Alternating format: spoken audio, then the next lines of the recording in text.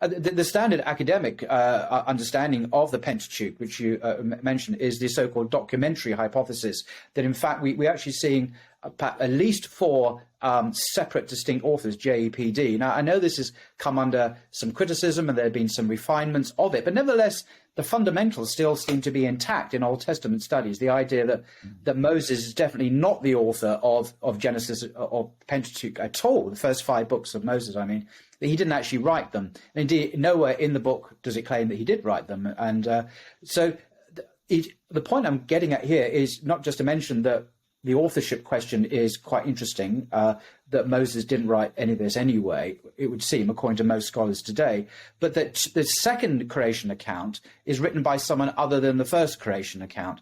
And so it's not surprising we had 2 different people with different outlooks and understandings of creation and God himself, one very transcendent, very attractive to philosophers, and the second very anthropomorphic, as you say, where God is portrayed as a humanoid figure who gets involved in the, asking, where are you, Adam? And he's sort of asking in the cool of the day, a very, very different portrayal. So would another way of looking at this be to say we're looking at a scripture which is not entirely harmonious and consistent because of its multiple authorship by different people with different views of God, the Elohist, the priestly, the Yahwist, the Deuteronomist. I mean, these are the technical terms for the 4 documentary authors of documentary hypothesis.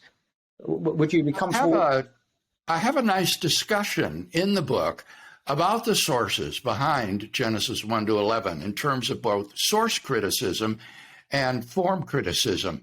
And fortunately, with Genesis 1 to 11, which is the center of our attention, only the J source and the P source come into view. The other 2 don't even play a role in Genesis 1 to 11, and so can be left aside.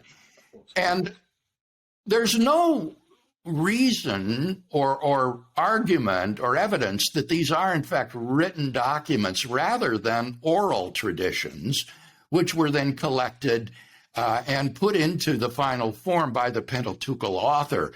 And so I think the final authorship of the book is, in one sense, really irrelevant. What's important is this pre-literary tradition that gets taken up and put together. And I think you're absolutely right that it's very clear, even to the English reader, that in Genesis 1, you have a different tradition than what you have in Genesis 2, and that the Pentateuchal author juxtaposes these without very much concern about ironing out any sort of inconsistencies between the 2.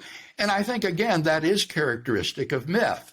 The authors of myth are not terribly bothered by logical inconsistencies or fantastic elements, because that's not the main point that they're trying to make.